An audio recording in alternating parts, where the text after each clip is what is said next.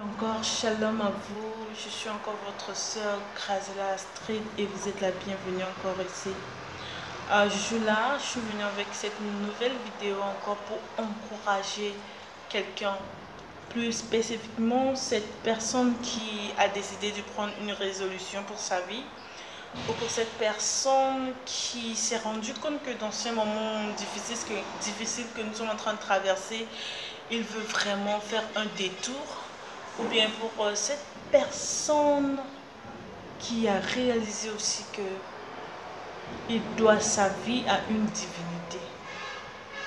Je suis là pour cette personne qui veut vraiment donner sa vie à Jésus. Alors si tu fais partie de cette personne, si tu fais partie de ces personnes, tu peux aussi regarder cette vidéo jusqu'à la fin. Alléluia. Notre thème d'aujourd'hui s'intitule Comment accepter Jésus dans sa vie. Tu t'es posé cette question, peut-être que tu n'as pas encore eu de réponse. Alors je suis là pour te donner cette réponse tant attendue. Comment accepter Jésus dans sa vie? C'est très simple. Comment accepter Jésus? C'est très simple. La première des choses à faire, c'est de croire à Jésus. C'est de croire en son nom. C'est de croire à son existence. C'est de croire à sa puissance.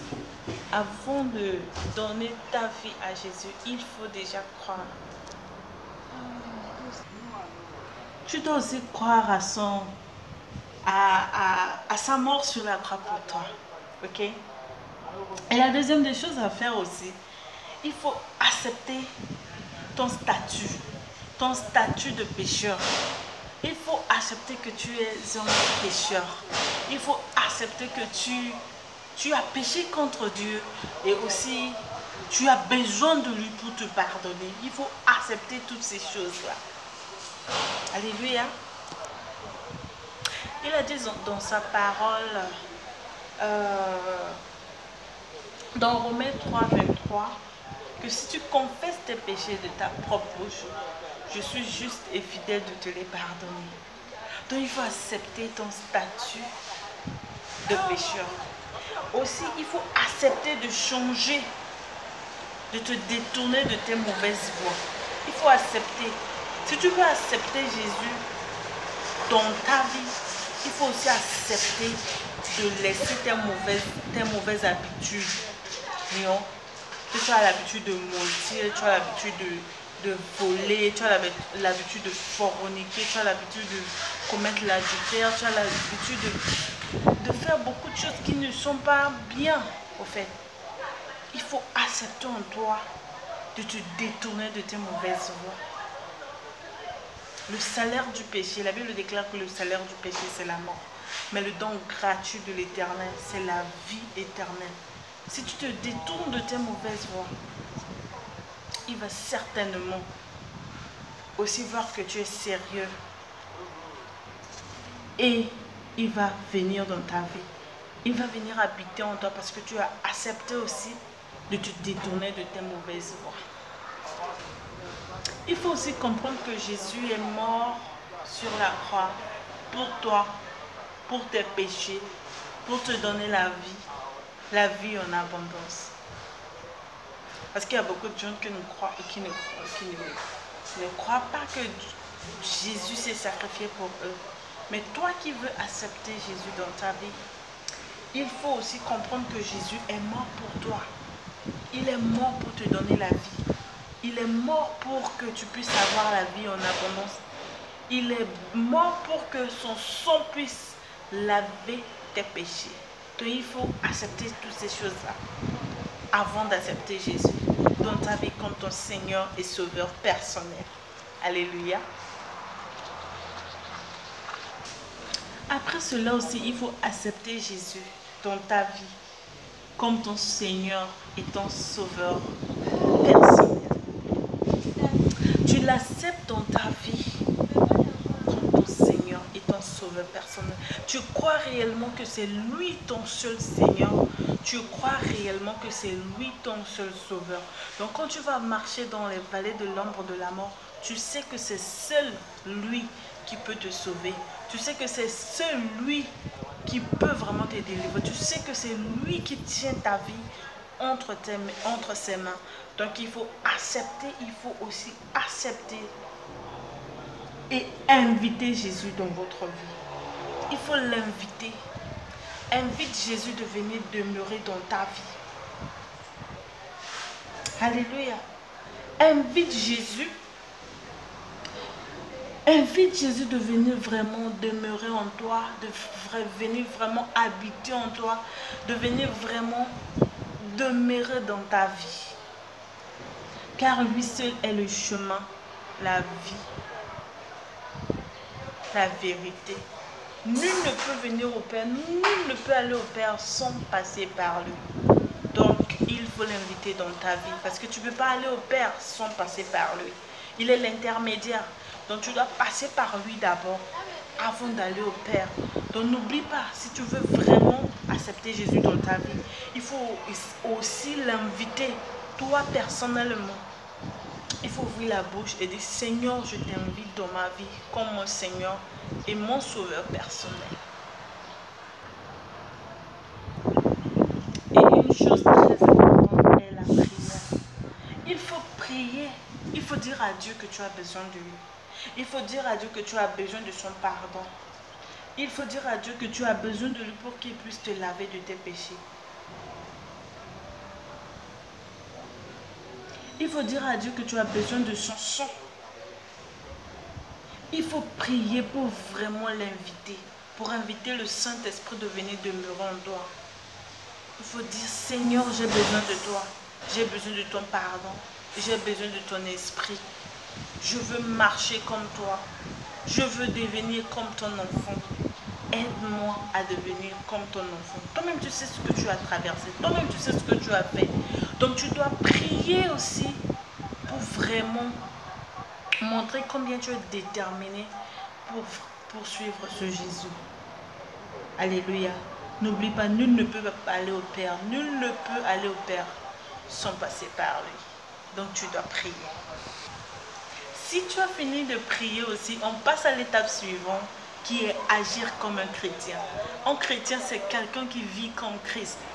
Étudie la vie de Christ. Étudie comment est-ce que Christ a vécu sa vie sur la terre. Étudie comment est-ce qu'il a passé des moments difficiles, des moments de tentation, des moments vraiment pénibles, des moments de gloire, de souffrance. Étudie la vie de Jésus. Et maintenant, après avoir prié, agis comme un chrétien. Agis comme un chrétien par l'aide de l'Esprit Saint. Tu peux prier et demander à Dieu, Seigneur, aide-moi à devenir, à agir comme un vrai chrétien. Quelqu'un qui vit comme Christ. Et quand tes amis qui t'ont connu quand tu étais dans le monde vont te voir, ils vont dire que réellement il y a un changement dans ta vie. Et ils vont aussi témoigner que Dieu a fait quelque chose de grandiose dans ta vie. Et par ta vie, par ta manière de vivre, par la manière dont tu te comportes, tes amis qui n'ont pas encore cru à Jésus, ils vont certainement donner leur vie à Jésus. Agis maintenant comme un chrétien. Vis comme Christ. Même s'il y a les problèmes, les tentations, les troubles, les difficultés, il faut marcher. Parce que la Bible déclare, quand je marche dans la vallée de l'ombre de la mort, la vallée de l'ombre de la mort, ce n'est pas la mort, c'est les souffrances, c'est les difficultés. Jésus aussi a passé par là. Donc toi aussi, si tu as décidé de suivre Jésus, la Bible déclare, si vous voulez me suivre, portez vos croix. Vos croix, ce sont les problèmes, ce sont les calomnies, ce sont les injures, les insultes, les rejets. Parce que laisse-moi te dire que ça ne sera pas facile. Non, je ne suis pas en train de te faire peur, mais je te dis avec expérience que ça ne sera pas facile pour toi. Parce que l'ennemi ne va pas te lâcher. Puisque la Bible dit qu'un serviteur ne peut pas servir 2 maîtres à la fois. Toi, tu as décidé de suivre Jésus, tu as décidé d'accepter Jésus dans ta vie comme ton Seigneur et ton Sauveur personnel, maintenant le sang de Jésus parle en ta faveur. Maintenant, tu demandes pardon, Dieu peut te pardonner, tu as la vie éternelle, tu as le salut, tu as été racheté, tu es en guerre contre l'ennemi. Et l'ennemi ne baissera jamais les bras. Il fera tout pour te voir retomber dans le péché. Mais ce que tu as à faire, prends courage, la Bible dit, prends courage, sois affermi, agis comme un chrétien, sois affermi, agis comme un chrétien et ne retourne pas en arrière. Ne fais pas comme la femme de l'autre. Elle voulait retourner, elle voulait se retourner pour voir ce qu'elle a laissé derrière. Mais qu'est-ce qui est arrivé à la femme de Lot? Elle s'est transformée en sel. Donc si tu essayes de te retourner, parce que tu penses que suivre Christ est difficile, il y a quelque chose de très dangereux qui va t'arriver parce que l'ennemi rôde. Il rôde chercher qui dévorer. Si tu fais seulement, if you make a mistake, si tu ne fais pas attention, l'ennemi va te dévorer. Alors prends ton temps. Prends ton temps. Si tu es prêt à déclarer cette guerre à l'ennemi, fais-le avec toute sincérité. Ne retourne pas en arrière. Fonce. Fonce directement. Il y a une mission que Dieu a préparée pour toi. Alors si tu agis comme un chrétien, tu vas certainement découvrir ta mission. Tu vas certainement te découvrir toi-même et tu vas réussir dans la vie. Tu vas réussir dans la vie. Tu vas réussir dans la vie. Et aussi, il faut lire la Bible. Il faut être amoureux de la lecture biblique. Si tu as accepté Jésus, et aussi si tu commences déjà à agir comme un chrétien, tu dois lire la Bible. Josué 1, verset 8, que ce livre de la loi ne s'éloigne pas, ne s'éloigne point de ta bouche.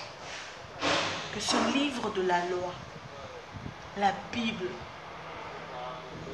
que ce livre-là ne s'éloigne pas de ta bouche. Médite-la nuit et jour.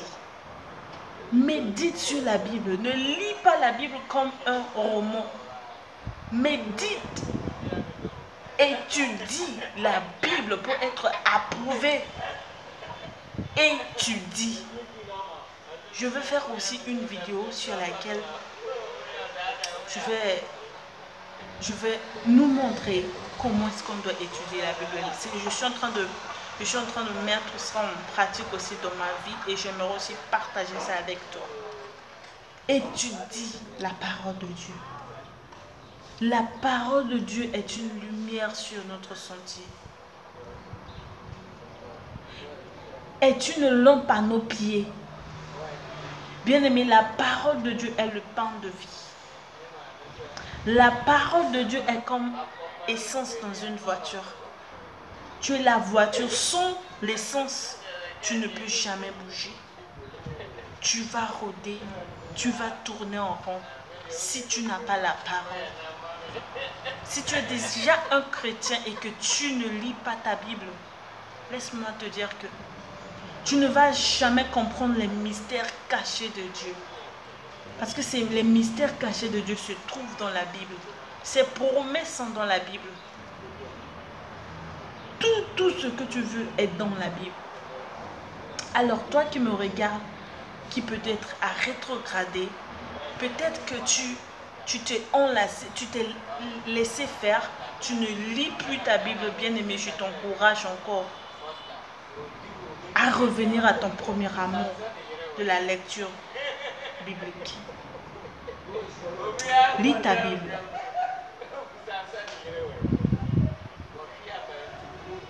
Et aussi, tu dois t'adresser à Dieu chaque jour, bien-aimé. Si tu veux accepter Jésus dans ta vie. il faut aussi t'adresser à lui chaque jour. Par la prière, bien sûr. Tout ce que tu veux, demande-lui en prière, en supplication. Il est disponible en tout moment. Il a dit, appelle et je te répondrai. Jérémie 33, verset 3. Appelle, je te répondrai. Adresse-toi à Dieu. Ce que tu veux encore grandir, croître spirituellement, adresse-toi à Dieu. Tu veux quelque chose, adresse-toi à Dieu. Demande sa volonté. Si tu veux peut-être exceller dans ton ministère, exceller dans ta vie chrétienne, adresse-toi à Dieu dans la prière. Accepte aussi le baptême. Si tu veux accepter Jésus, il faut aussi accepter le baptême. Tu dois être baptisé. Si tu n'es pas encore baptisé, bien aimé, je t'exhorte, s'il te plaît. Si tu as déjà, comment on appelle ça? Si tu as déjà réalisé tout ce que je viens de dire, il faut aussi accepter. Il faut aussi accepter d'être baptisé par l'eau de baptême. Il faut être baptisé.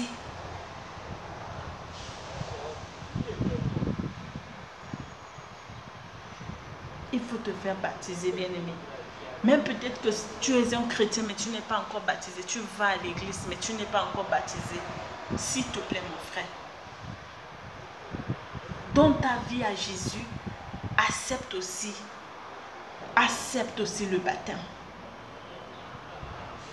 Accepte le baptême, bien-aimé. Et aussi, il faut faire connaître la parole aux autres. Oui, parce qu'on ne devient pas chrétien. Cette bonne nouvelle que tu as reçue, je l'ai reçue.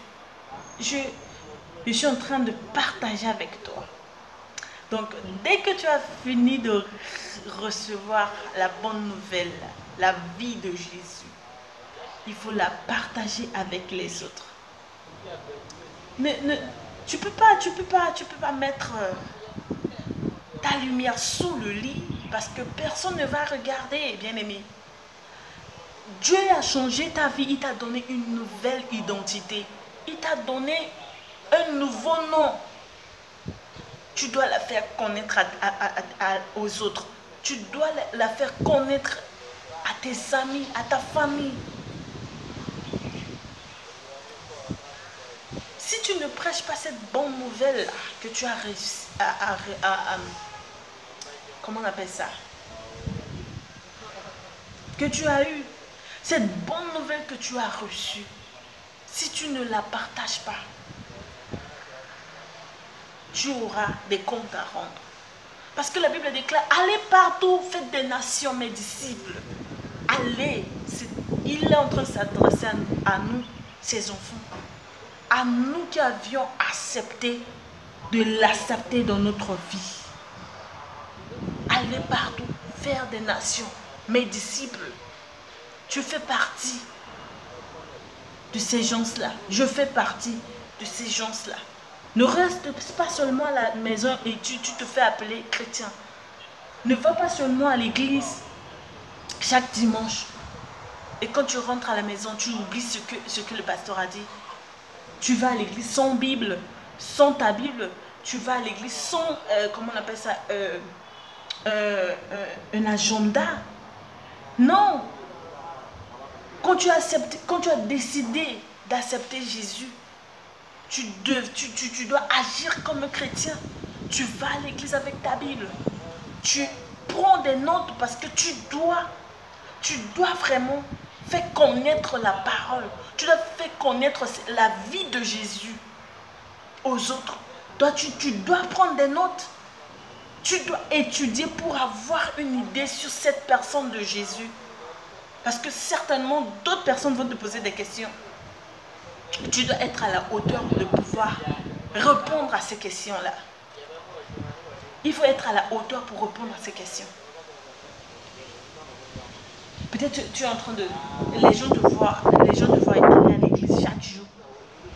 Et quand tu te poses une simple question, tu n'arrives pas à répondre. Ils vont se demander, mais qu'est-ce que tu fais là? Tu dis que tu es un chrétien, tu vas à l'église, mais cette petite question, tu n'arrives pas à vraiment répondre. Il faut étudier. Il faut être un chrétien assidu. Quand tu vas à l'église, j'ai beaucoup de notes. Je ne suis pas en train de me glorifier. J'ai beaucoup de notes. Là, dans mon cahier, il y a tout. Vous pouvez voir, il y a tout. Il y a tout dedans. Là. Il y a tout dans mon cahier. Vous pouvez voir. Là, je peux prendre cette partie-là pour écrire quelque chose. J'écris mes chansons. J'écris tout ce que Dieu me dit de vous enseigner. J'écris tout ici. Et quand c'est rempli, je prends un autre. Un bon chrétien, c'est comme ça. Tu dois étudier. Cela, tu seras aussi à la hauteur. Tu seras à mesure d'enseigner les autres, de faire connaître la parole ou bien de faire connaître Dieu aux autres. Alléluia. Ne sois pas paresseux. Ne sois pas paresseux. Et je te dis aussi félicitations pour ton choix.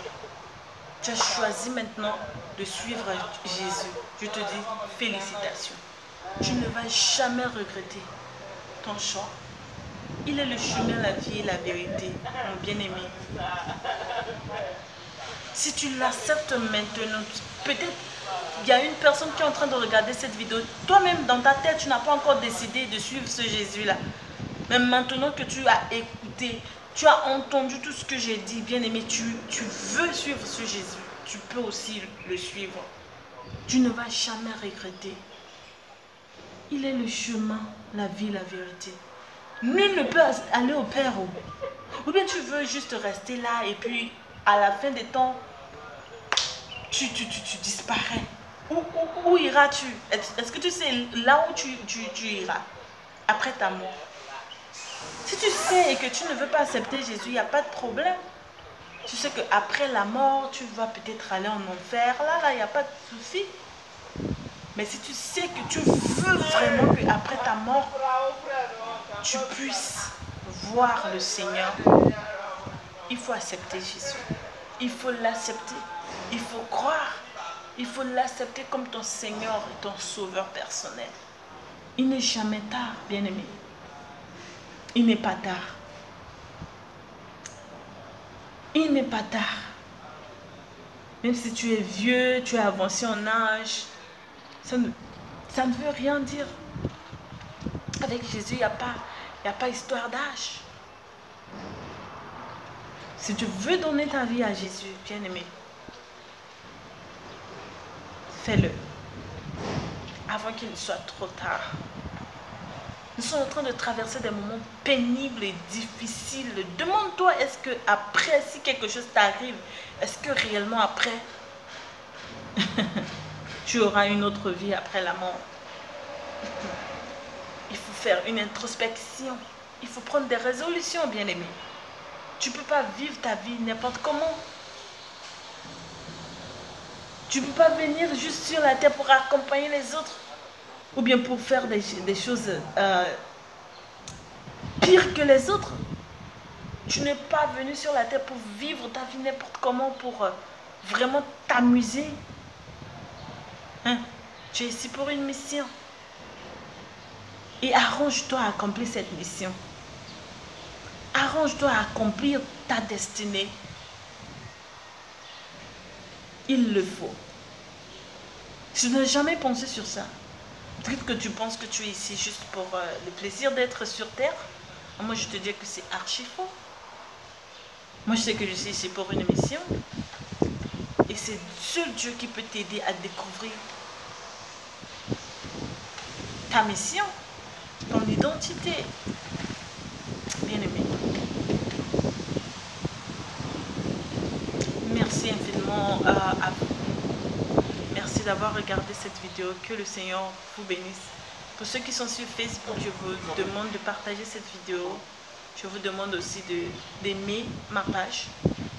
Et je vous demande aussi, si vous avez des questions, posez-les en commentaire. Pour ceux qui sont sur YouTube, abonnez-vous à ma chaîne.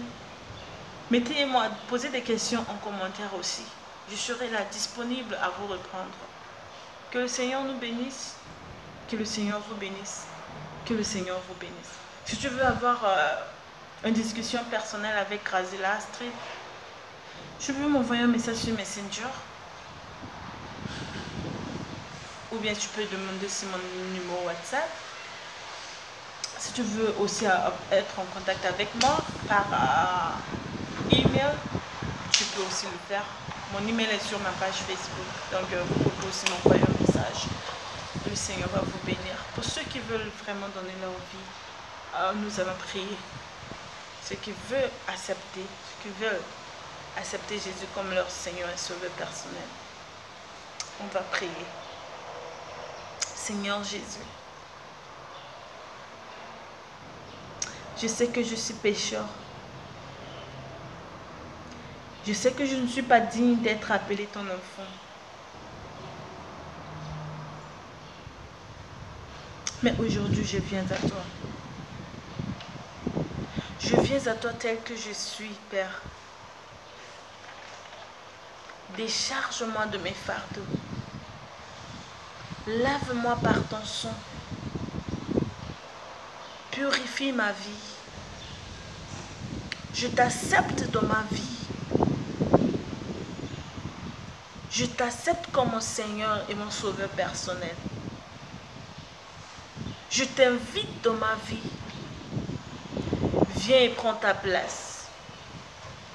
Aide-moi à agir fidèlement comme un chrétien.